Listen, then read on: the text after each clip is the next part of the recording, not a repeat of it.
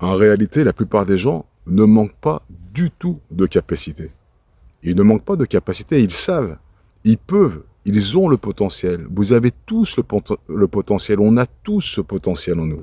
Donc qu'est-ce qui fait que certains vont avancer et d'autres vont se freiner dans leur vie et ne pas arriver à leurs objectifs de changement de vie pour avoir une vie plus agréable, une vie qui correspond à leurs désirs intérieurs.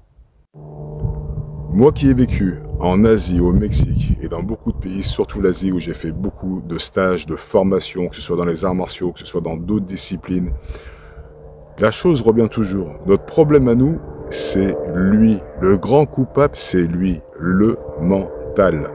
Et ce mental, chez nous, c'est un très très gros problème. Donc nous avons un mental qui analyse sans arrêt, sans arrêt. Et il ne nous met pas forcément dans la bonne direction. Parce qu'en analysant, il fait ressortir nos peurs, il fait ressortir nos mauvaises pensées. Il ne nous met pas dans la bonne direction. Ce qui nous met dans la bonne direction, c'est ton intuition intérieure, c'est ton être intérieur qui te parle et qui se manifeste à toi et que tu n'écoutes plus parce qu'il est perturbé par le mental. Quand j'étais en Asie, les maîtres nous disaient une chose, à nous occidentaux. Ils nous disaient arrêtez d'analyser, arrêtez d'écrire, posez vos stylos, enlevez vos notes. Tout ce qu'on est en train de vous dire ne s'analyse pas. Il se comprend par l'intérieur, par l'intuitif, par l'expérience, mais aussi surtout par d'autres sens qui ne font pas appel au mental. Et tant que vous ne comprendrez pas ça, vous ne pourrez pas changer, vous pourrez devenir prof de yoga, prof de ce que vous voulez dans les disciplines zen.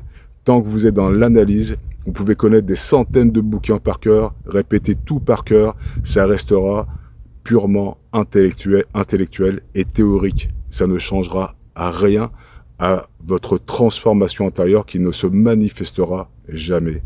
Il vaut mieux connaître quelques notions, les appliquer à fond et essayer vraiment de changer, de se transformer en prenant conscience de qui l'on est vraiment.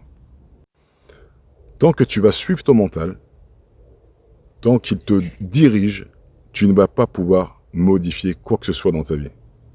Parce que tu es sous son emprise, sous l'emprise de ton conditionnement. Donc ça va être très très dur de pouvoir changer. Alors il va falloir essayer d'avoir des petites notions pour apprendre à le maîtriser.